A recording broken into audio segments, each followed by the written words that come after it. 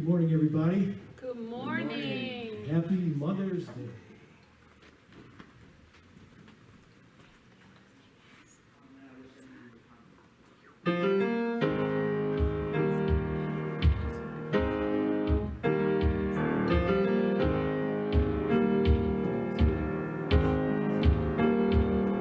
When it's not always raining, days like this, when there's no one complaining, that the days like this, when everything falls into place, like the flick of a switch, when my mama told me, every day like this,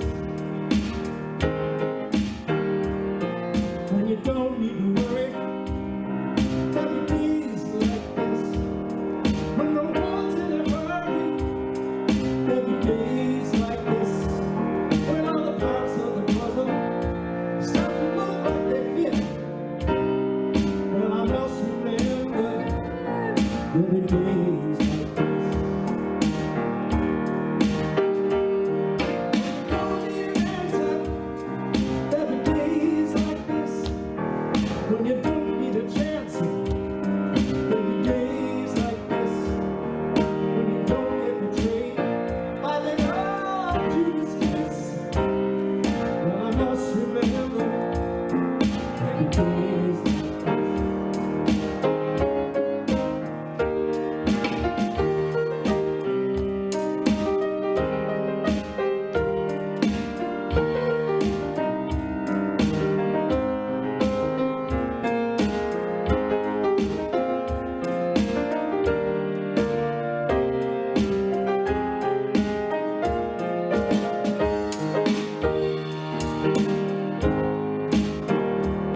When everyone is out front and they're not playing tricks, when you don't have no freeloaders to get their kicks, when it's nobody's business, be that you wanna live.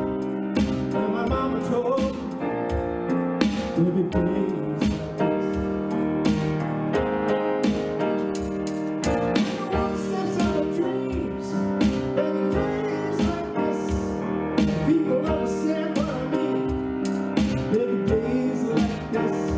When you really have to changes about how everything is. When my mama told me, she said that every day's like this.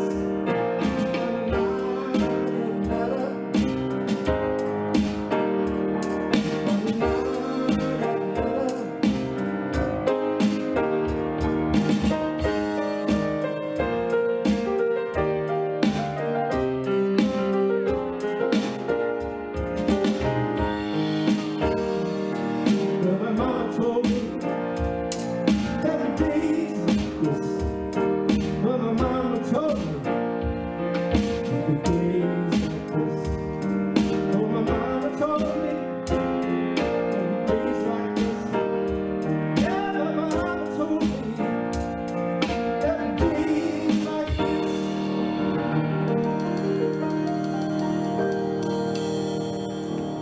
Mama told me.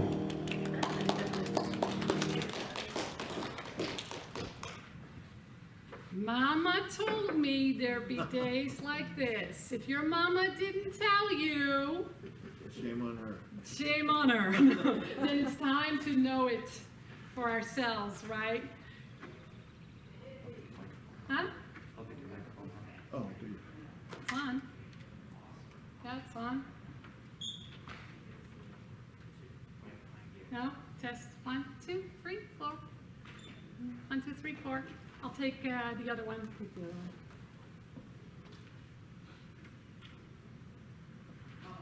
All right.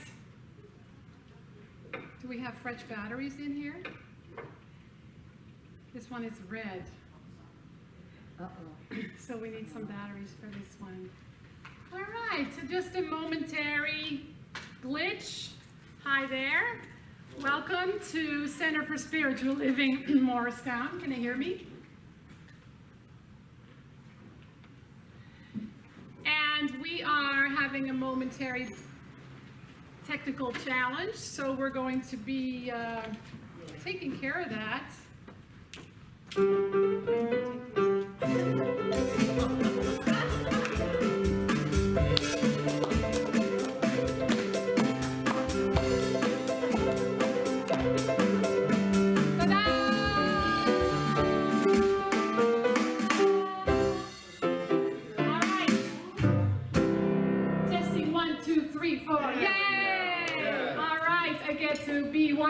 Today. One hand clapping, that one. So welcome to Center for Spiritual Living Morristown. I am Frankie Timmers, I'm the spiritual director here, and we are not only live here with peeps in the room, but we are also virtually online. And so welcome, whether you're watching in the morning, at night, or anytime during the week. But today, this very day, is Mother's Day, and I'm going to have a few things to say about that in a moment. But happy Mother's Day, everybody. We have with us the amazing James Brough and Richie McClusky on drums. Yay! And Gail Belluardo will be assisting me today as a practitioner. And the talk today is See No Stranger. And what we're doing is we're continuing the theme from May, which is Holy with a W, Holy with an H, Uprising. And the topic today, and See No Stranger, is really based on the beautiful work of Valerie Carr in this book, See No Stranger. So you're going to hear more about that too. But it's really about the idea of having a love revolution. A revolution of oneness. And the good news is that that's what we teach and have been teaching for over 100 years. So we're a step ahead as we move into the practice of that. And that means that we have to sacrifice a few things. And you're going to find out today what the root word of the word sacrifice is, because many people, when they hear the word sacrifice, they run, right? And so then it's about how do we serve, what is ours to do. If you are online on Facebook, make little comments, ask questions, say hello to one another, share the page, share all our events when you see them. And if you want to use the bubbles, there's room for that. And on YouTube, you can just do a thumbs up, thumbs down, or make some comments. We love that. So before I do a spiritual mind treatment, I want to share something really special. And it's in honor of Mother's Day. And I think Mother's Day is like an end experience. And sometimes the and are opposites, where you can say, I love my mother and I'm challenged, or I miss her, right?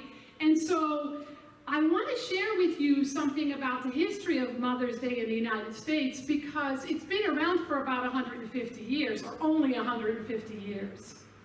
In 1870, Julia Ward Howe called it an International Day of Peace, an International Mother's Day of Peace, because she felt very strong to convey a message to all mothers for their sons to stop killing other mothers' sons. Isn't that interesting? In 1908, Anna Jarvis, who was a West Virginia daughter, decided a way to bring together family and friends after the Civil War was to honor her mother, and so she started something called Mother's Friendship Day. It was not until 1914 that Woodrow Wilson declared the second Sunday in May as Mother's Day.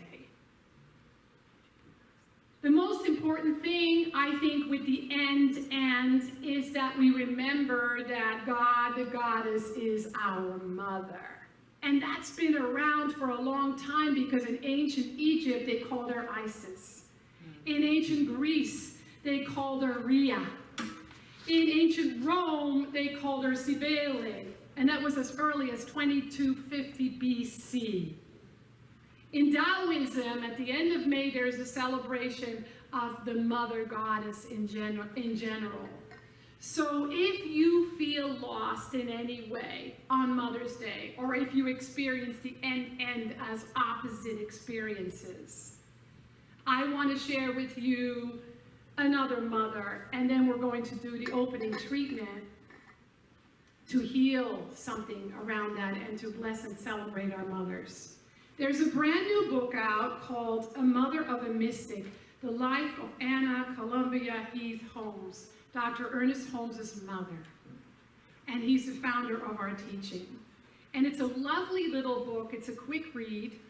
And this is what she wrote, or this is what was taken from an interview that was done with her at the Science of Mind magazine when she was still around. And the interview was called Zest for Living. And this is what she says.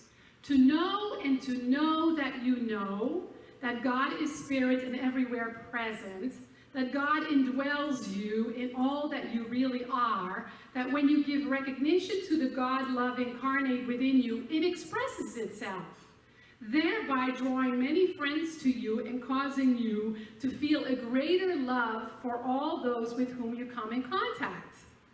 All this is but part of the significance of religious science, the science of mind. When sometimes you feel a little weakness, a little tiredness, and then give recognition from whence cometh your strength, and say, my strength comes from the source of all strength, and to have it respond seems wonderful but true. Then to know, she continued, when dear ones leave you and go to some place of activity, though you miss the sound of voices that you hear no more and the touch of a loving hand, you are comforted in knowing that they are very much alive and active.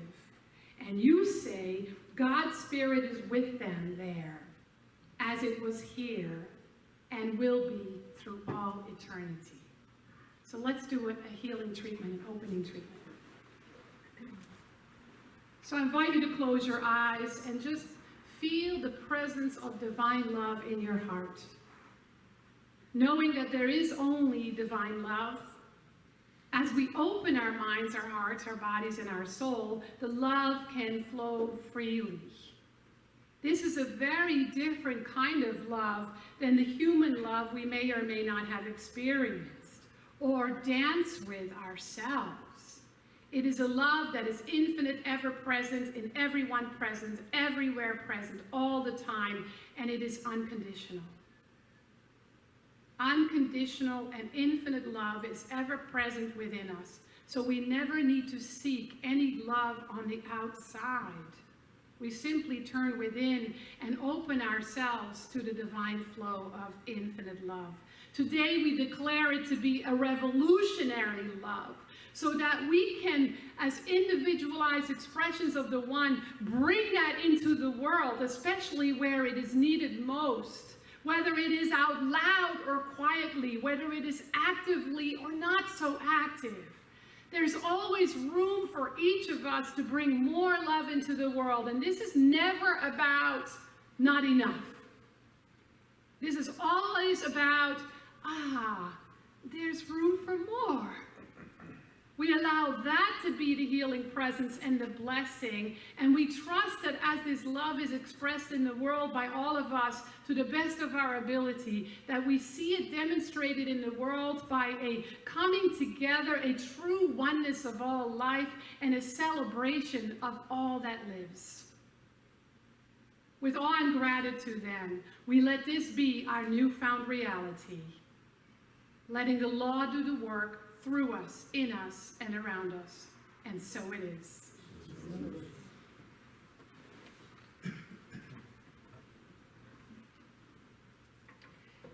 So I shared with you a little bit about this book by Valerie Carr, See No Stranger. It is a memoir and a manifesto of revolutionary love. It is a book that I started reading a year ago when it first came out, and then I became part of an online group of thousands of people that were studying this, practicing it, and bringing it to life. Valerie Carr is an amazing woman. I was first exposed to her at the Parliament of World Religion, and I was blown away. It so resonated with me because it so resonated with our teaching. And so I devoured this book. You can kind of see the little taggies, and it's kind of like my revolutionary Bible. She is of the Sikh tradition and is like many generations into that tradition. Her great-grandparents or great-great-grandparents came from India to the West Coast in California, where they became farmers. And it was not until 9/11 that they experienced the level of discrimination that was violent. Her story is amazing, and yet it is still a story of revolutionary love. I want to read from it.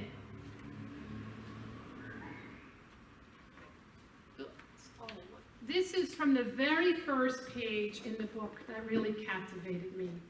She says, this book is for anyone who feels breathless. Maybe moving through this world in your body is enough to make you feel constriction in your chest.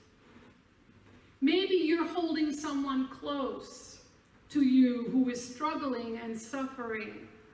Maybe you are reeling from the last mass shooting, or the refugee crisis at the border, or the looming threat of climate change, or the blistering pace of a global pandemic. Maybe, like me, you are breathless from all of the above. I thought my breathlessness was a sign of weakness, until a wise friend told me what I wish to tell you. Your breathlessness is a sign of your bravery. It means you are awake to what's happening now. The world is in transition.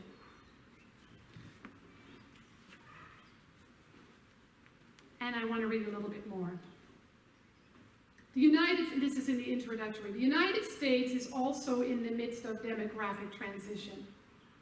Within 25 years, the number of people of color will exceed the number of white people for the first time since colonization. And we are at a crossroads. Will we birth a nation that has never been? A nation that is multiracial, multi-faith, multicultural, and multi-gendered, where power is shared and we strive to protect the dignity of every person? Or will we continue to descend into a kind of civil war, a power struggle with those who want to return America to a past where only a certain class of white people hold political, cultural, and economic dominion? The stakes become dire with climate change. The same supremacist ideologies that justified colonialism, the conquest, rape, massacre, and enslavement of black and brown people around the globe, those same ideologies justify industries that accumulate wealth by pillaging the earth, poisoning the waters, and darkening the skies. Global temperatures climb, seas rise, storms intensify, fires rage. Humanity itself is in transition. Will we marshal the vision, skill, and solidarity to solve these problems together, or will we perish? That's only 2 short pieces of an entire book. A revolution is what's happening, and I am so excited. I would not have want to have lived any other time, because this is the time where we get to bring what we believe spiritually as spiritual beings. We get to bring it to life in the world. A revolution means a fundamental change in the way of thinking about or visualizing something. A change of paradigm. We're in a paradigm shift, and we are so blessed because anyone who's listening to this message is already a huge step ahead. And I don't mean that in right, wrong, ahead, back, and different, not to separate, but it really is powerful to have a spiritual foundation that we can bring to life in this big revolution. in this transition. Because the science of mind teaching is and has been for over 100 years a revolutionary teaching. A revolutionary teaching. Ernest Holmes says, for if the whole nation works together and prays together, and remember he said this a long time ago because he's been gone since 1960. For if the whole nation works together and prays together, a great moral and spiritual power and actual soul force will penetrate the whole world.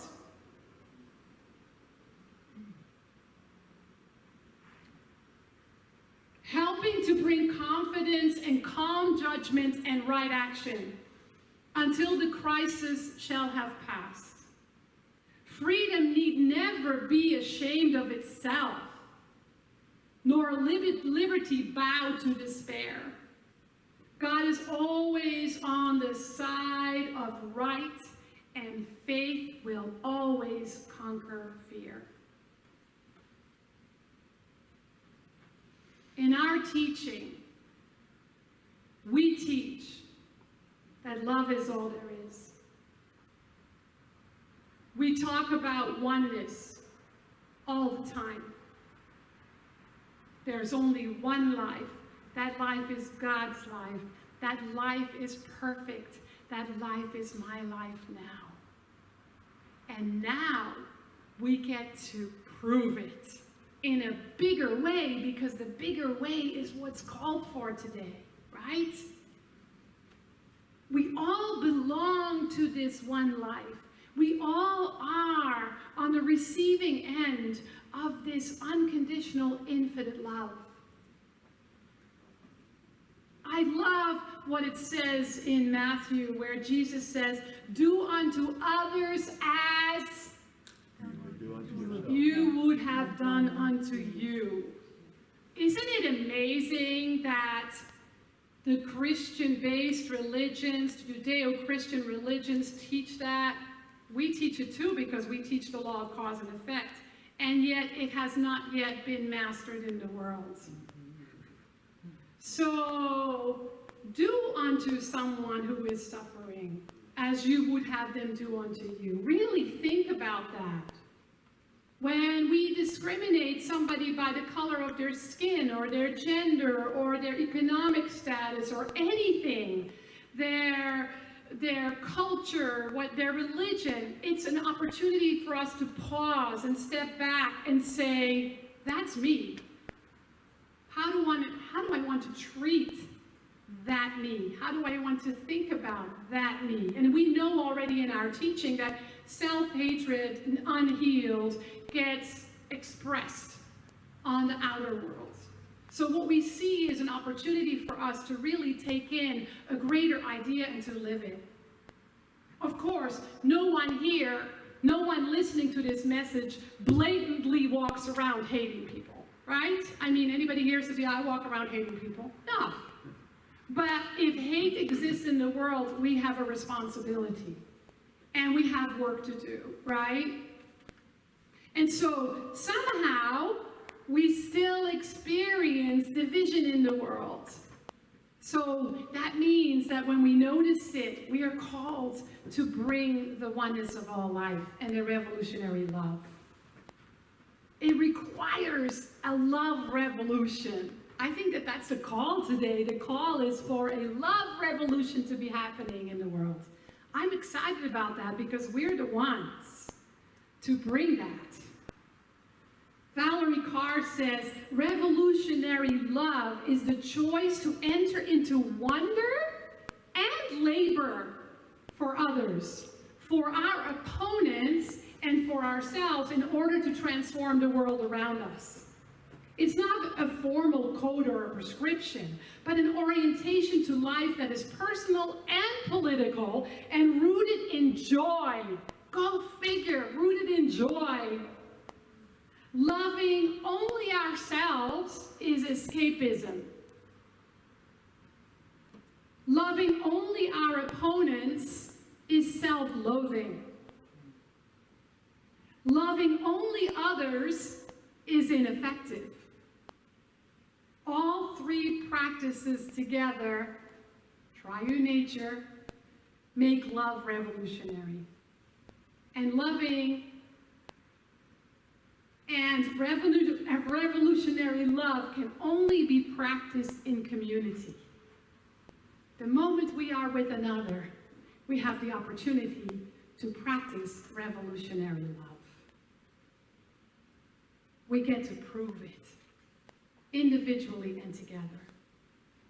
So my question to you, a question you can ask yourself 20 times a day, 50 times a day, once a day is, who am I holding outside my heart?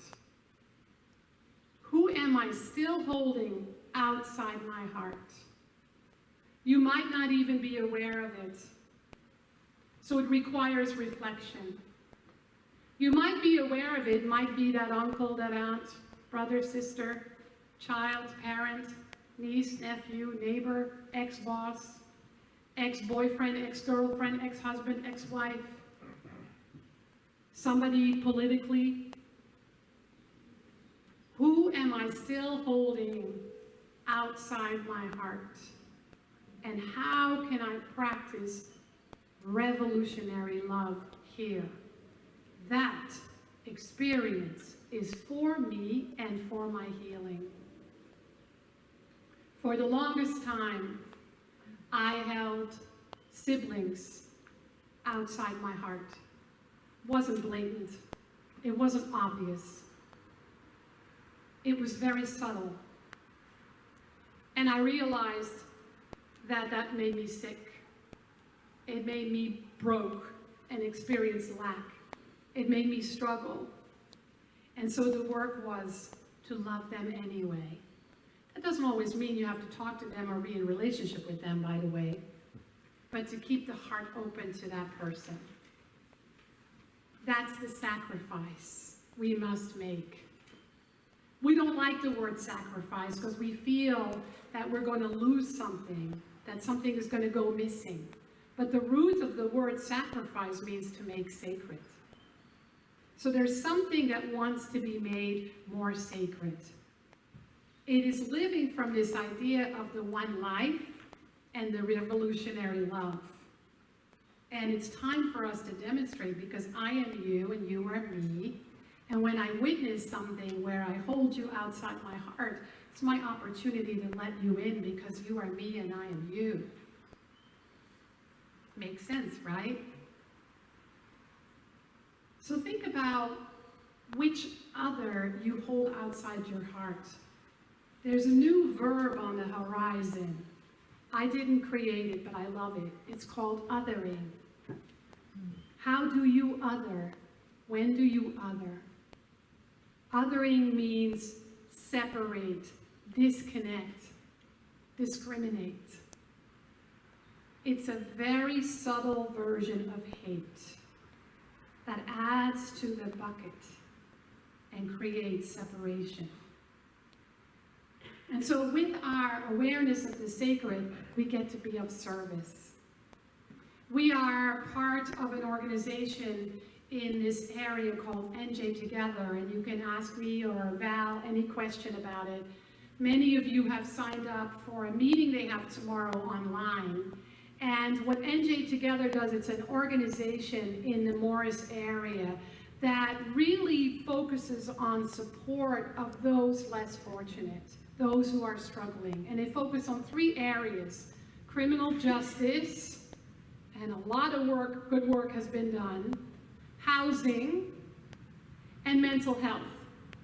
If you want to sign up, you've received it in your email. If you haven't received it in your email, the flyer is on the back table. You can still join and sign up, but 650 people are coming to it. And so far, 11 from our community have signed up.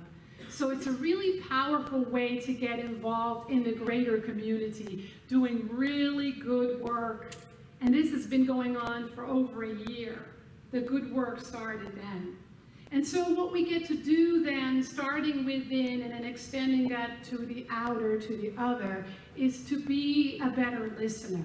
That's why we need to meditate.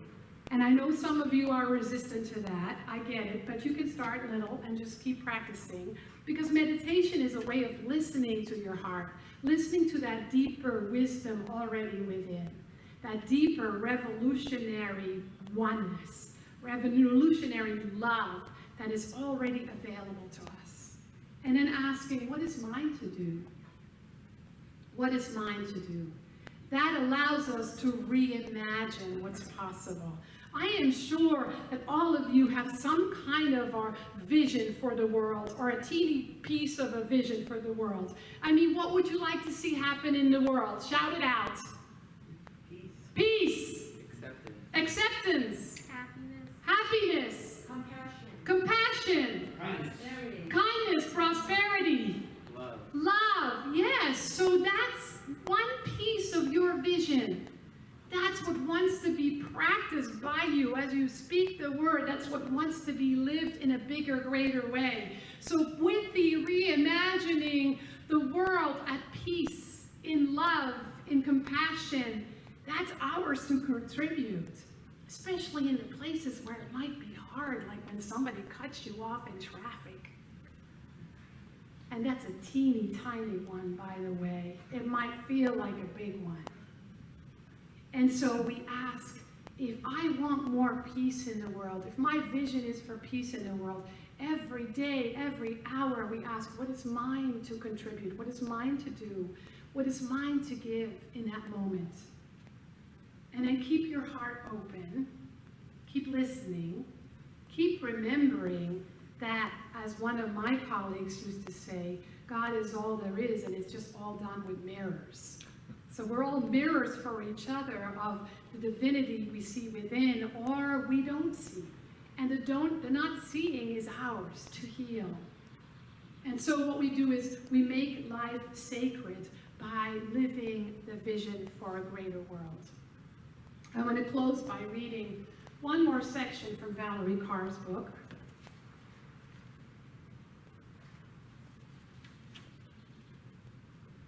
And she uses the idea of labor and birth a lot in this book, which is really, really cool. She says, I see glimpses of a nation waiting to be born. That's what we are a part of. That's exciting. I see glimpses of a nation waiting to be born, the society we aspire to be. An America that is multiracial, multi-faith, multi-gendered, and multicultural. A nation where power is shared and we strive to protect the wellness and dignity of every person and work to save our earth and collective future. Each of us has a role in this long labor, no matter who is in the White House. That means when a voice in us says, I can't, our most urgent task is to find the wisdom to stay in the fire. Stay in the fire of revolutionary oneness and love. Stay in the fire. Because it's why we're alive now. It's why we're here. It's why we're in this country. It's why we're here in this space. It's why we are exposed to spirituality, and especially to this beautiful revolutionary teaching. So it is. And so now we have some wonderful music, and I want to show off my flowers over here because I am not a mom. Well, I don't have children. But James brought me flowers for Mother's Day. Aw, isn't that sweet? Thank you, James. You're welcome. So this next song, I think is a great song for Mother's Day. It's also a song I love because it's about people that we love.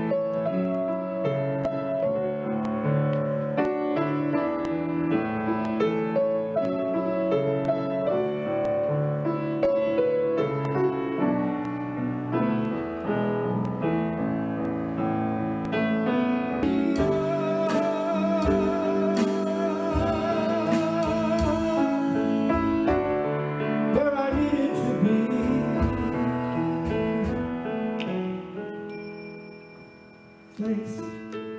You left me who I was, thanks. You showed me what a smile does, thanks.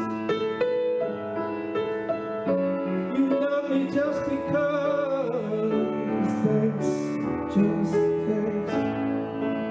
Oh, thanks for crying when I leave, thanks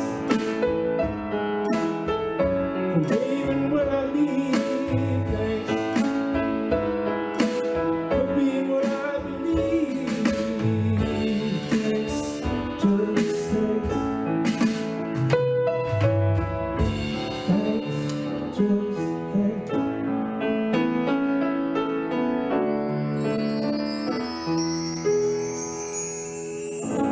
Thanks.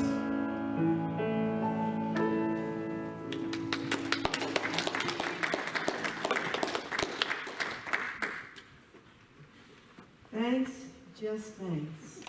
You too, that was awesome. So, hi, good morning. Happy Mother's Day. Thank you.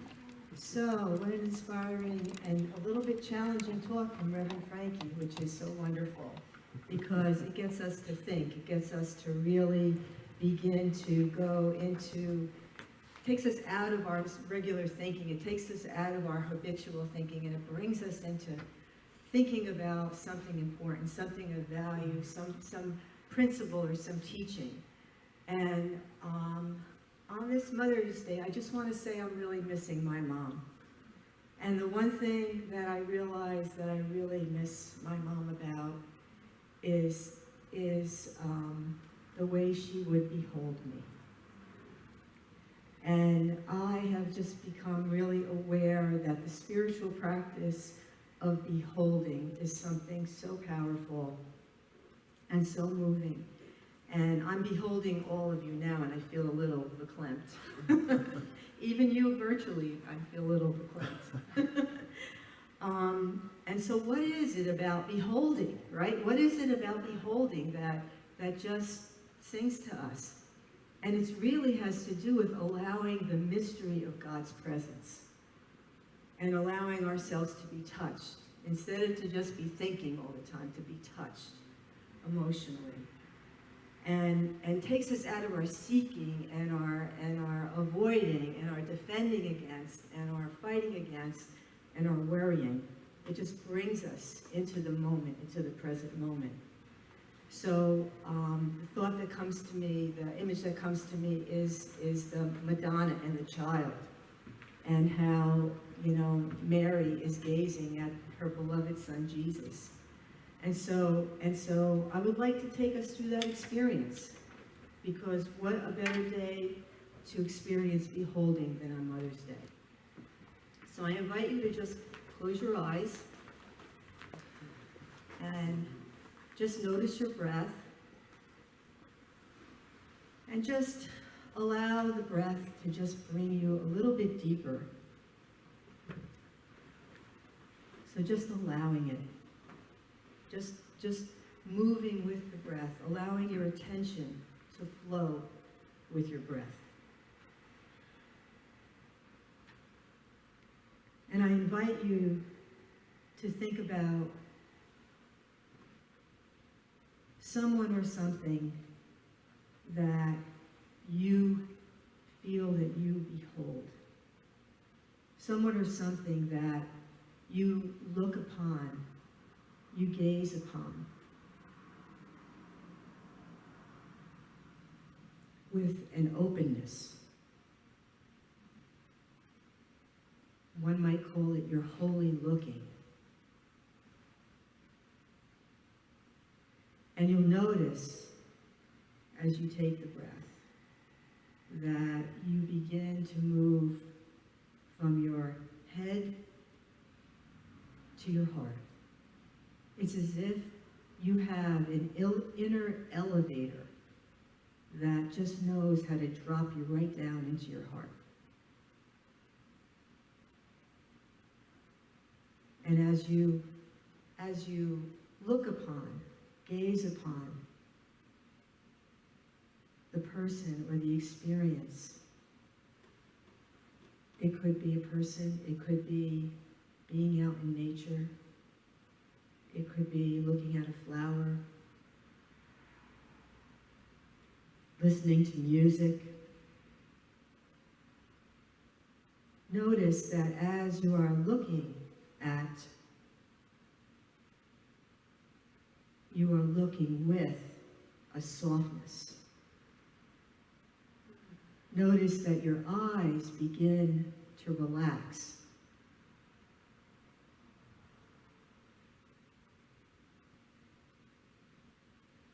And if there was anything that was even an inkling of feeling a little scared, you move even further deeper into feeling the sacred of this experience.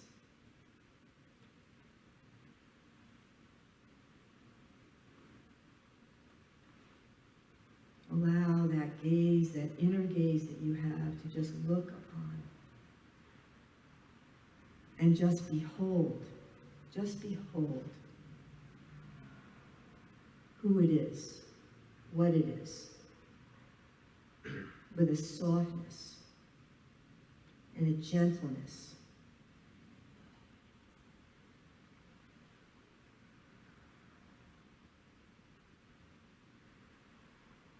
And this is the way that God beholds you. This is the way that you are always being beheld by God.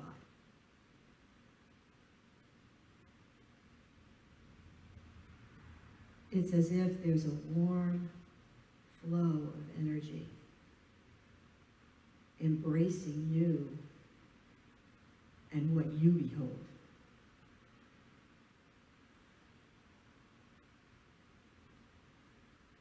And then any illusion of separation that you have dissolves and melts away.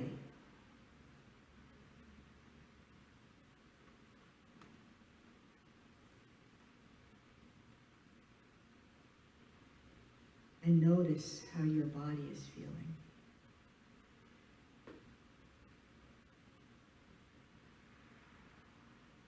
Most likely more relaxed, perhaps more at peace.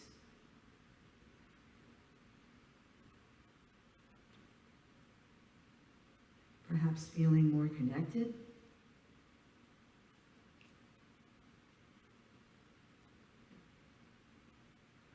And know that the beholding is something that is a sacred experience. It's an allowing experience.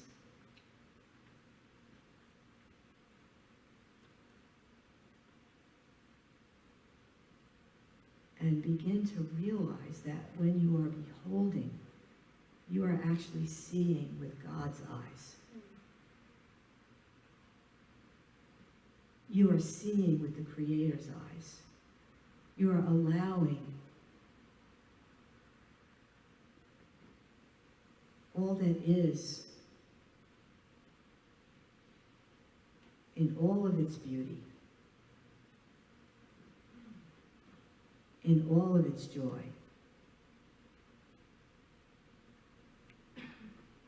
in all of its awesomeness.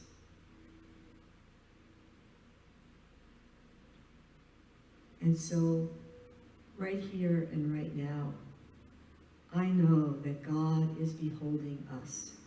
God is beholding life.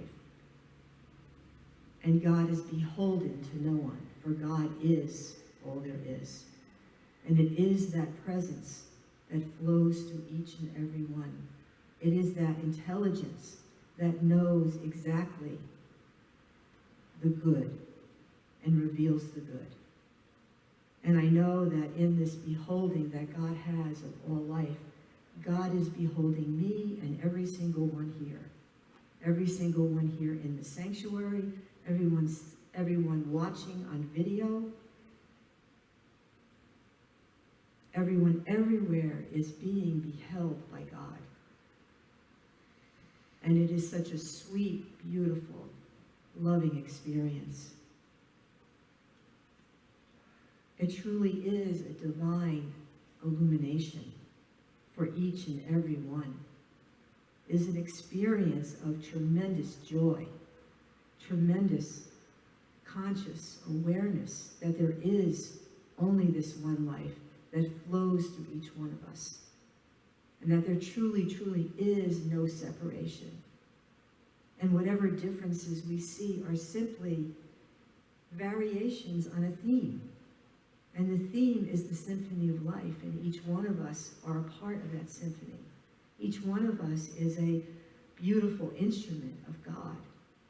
Each one of us is harmonically resonating with one another in this process of becoming, in this process of revolutionary love taking hold and moving us forward.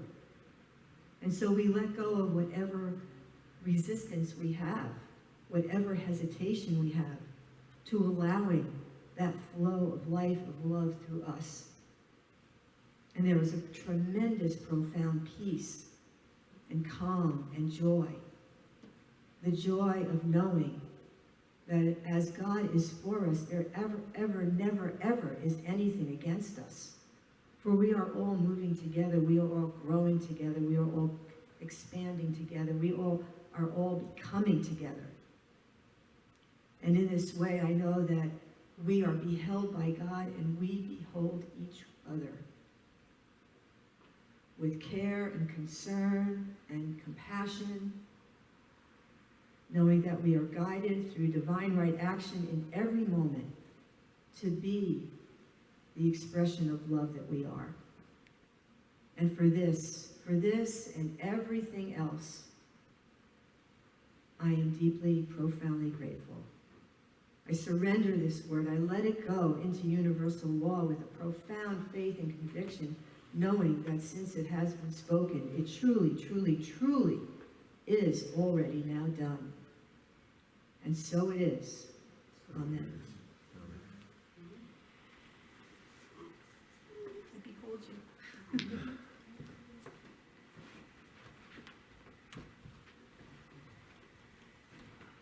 Thank you, Gail. Wow, that was quite beautiful. So, in closing, I just want to share a few things with you, and I also want to let you know that I am so grateful that those of you who are here. And we have a couple of empty seats.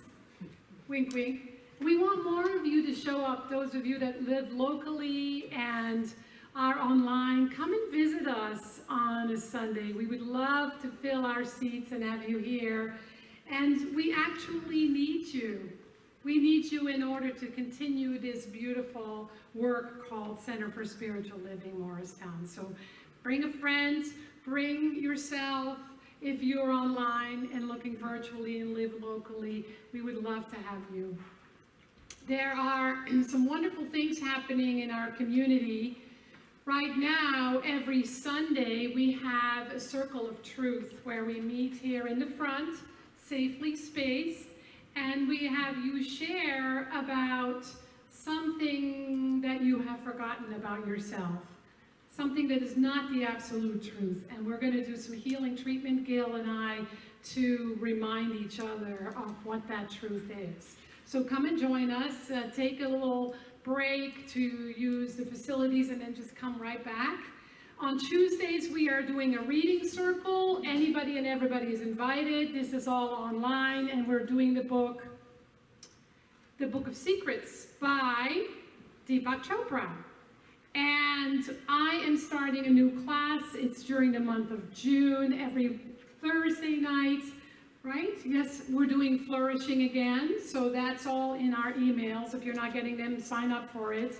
It will be on our new website, and we will post it on Facebook and everywhere. But that's a 5-week class, an hour and a half every Wednesday night, and it's kind of a different angle around to prosperity and prosperous living. We have Michael teaching another workshop called Unleash the Power of the Solar Plexus on the 26th. It's the 24th. It's a Monday night. It's on Zoom from 7 to 8:30. And And some of you attended the mandala workshop with Kat Roman, which was so much fun. And we're going to do something similar on Saturday, June 5th, when Reverend Alan Vukas from Rhode Island is going to present something called Zen Tango, which is a fancy name for doodling. So join us for that. These are all online. And if you'd like to support our work, or if you are somebody who feels you received something and you want to give back, there are many ways to support our center financially. There's a list in the back. You can leave a gift here in the basket. You can go online. You can do text to give, which is my personal favorite. It's so easy. And just check out our website, and we welcome all that you are, all that you give, and we're so grateful that you are part of this community today. So I'm going to turn it over again to James and Richie. Thank you, Richie and James, for being here and sharing your beautiful music. And Gail is going to come up because this is a song that if you don't like to sing with a mask on or you're uncomfortable singing, you can do gestures with your hands. So I want you to stand up and join me if you like. It's called Use Me.